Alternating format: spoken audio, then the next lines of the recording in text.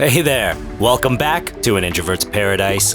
I'm Kendrick Kaiju, and today K-Jun wrote another letter. So let's have a look at what it says. First things first, this is the most important part. So that mid-June update we're waiting on is definitely on track and definitely on schedule. It is going to release on June the 13th, meaning next Friday. That's really great news because I'm so looking forward to it. Because I've gotten back into playing, because I went a little nuts there trying to make the perfect me, and after a while I'm like, I don't think it's gonna happen until we have the feature where we can pick different eyes, different noses, and different mouths. Let's just say this is close enough, and play. So I've been doing that over the past few days, and man, I've been missing out. Even though the game's not perfect, I really enjoy it. And we're about to get more to enjoy. So next Friday, first and foremost, it's the mod kit that's coming out. Now, even though this is a really big deal, this isn't going to pay instant dividends. We're not going to boot up our game next Friday and notice any difference from the mod kit. I'm sure over the next few weeks we'll see an influx in mods, because right now, the modding scene has really slowed down and died down. I hope it's because everybody's waiting on the mod kit and not have lost interest in the game. But regardless, we definitely need to temper our expectations for what the mod kit means in the near future. There's definitely gonna be a bunch of cool stuff, even some really useful stuff. But I still feel like the real game-changing, life-changing type of mods, I still think that's off in the distance. Strictly because script mods are coming in December. Maybe even later now, because this was supposed to be a May update that got pushed back to June. So that might just be in the new year. When those mods hit, now we're cooking with gas. Because those mods should be able to drastically change the way we play this game. Oh, but before we continue, I don't know, did you watch Summer Game Fest? And if you did, you must have noticed inZoi popped up on screen at one point. It was amongst a bunch of other titles, the top-selling titles over the past few months. I got so excited, and damn near almost jumped up and was like, yes! That's us up there! That's this community!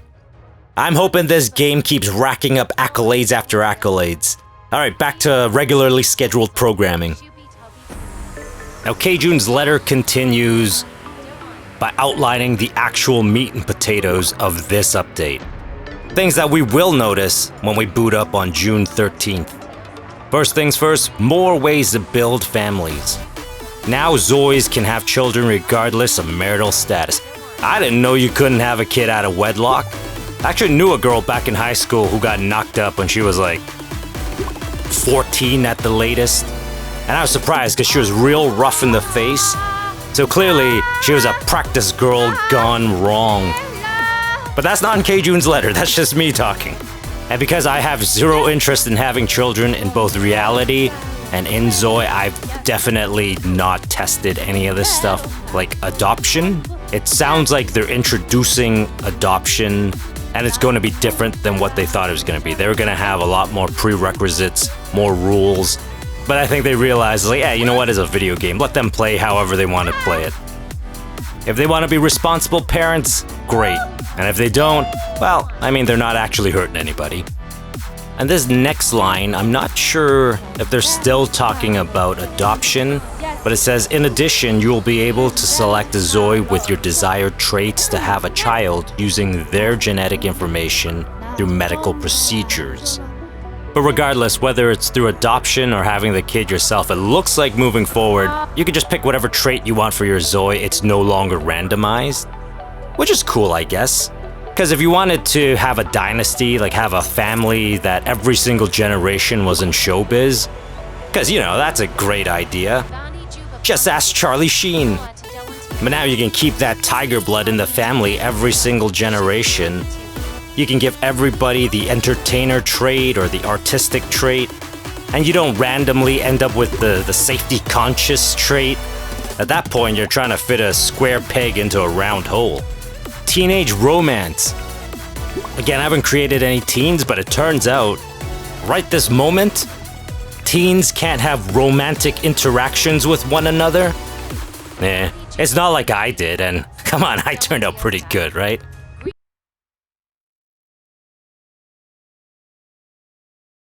And K-Jun and his team are probably working from experience. They made this call based on their own teenage years.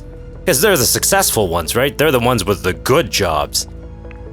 Man, over in Asia, the competition for a good job, therefore, you know, a nice life, nice place to live, it's so crazy. And it all starts from a good education. I gotta imagine that the Crafton team were locked in at school. They weren't spending their time thinking about clever and witty things to say to the cute girl or guy at the front of the class. In fact, even after school, if said cute girl walked up to a member of the team and was like, "Hey, do you want to hang out?" They would be like, "Hang out? What are you talking about? I got piano lesson in 20 minutes. And then English after that." Or wait, is it English? Is it Tuesday today? It might be Mandarin today. Romance? Get your head out of the clouds, Park Chae-young. We need to focus on our grades. Romance will get you nowhere. And then that girl became Rosé from Blackpink. You know, the one that sold millions of copies of her debut album. The one that was full of romantic songs. And K-Jun goes on to say that, looking back, he personally wished that he would have made teenagers and adult Zois look more visually distinct from one another. I mean, that's fine, K-Jun. Us Asian people, we look young for a very long time. I'll tell you the truth, I look like I was in high school up until I was like 25 years old. This is a life sim, and that simmed my life pretty well.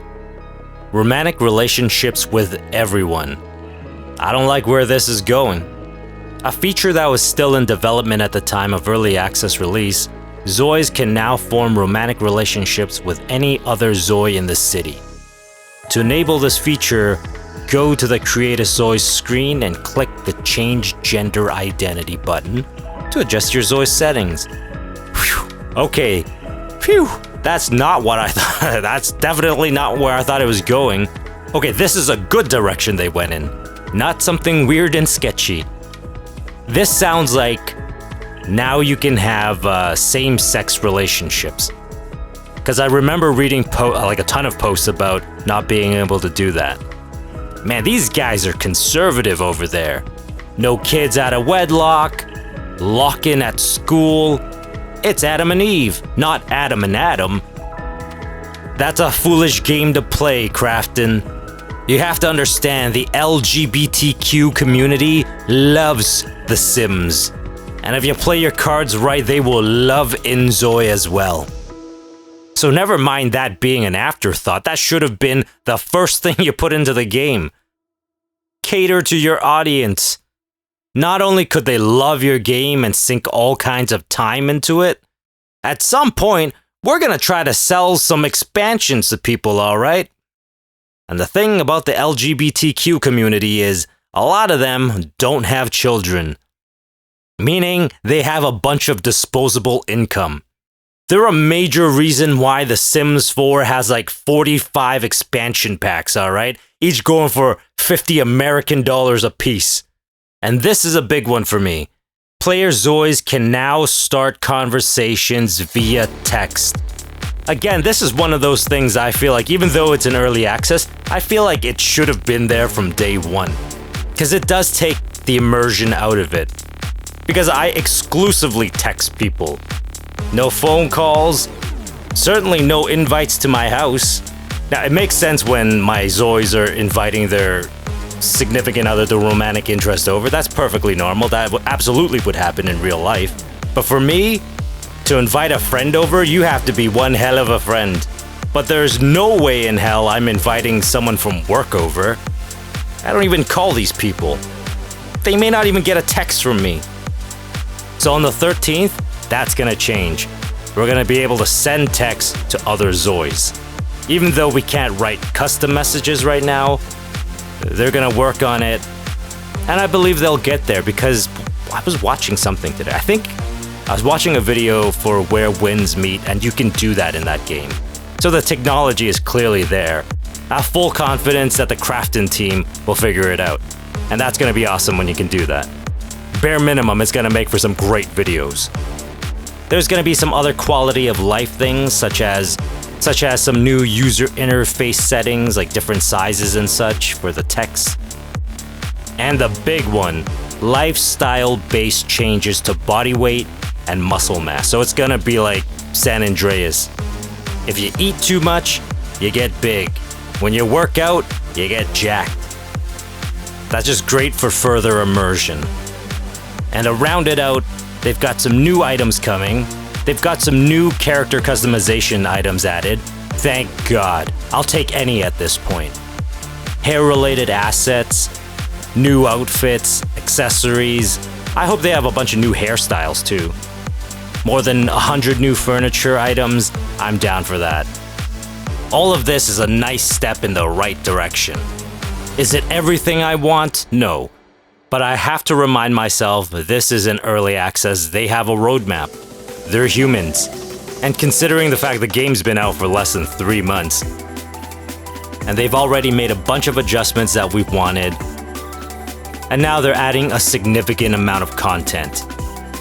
I just need to be patient, especially now that the mod kit is out. I know eventually this game's gonna be the game that we all want.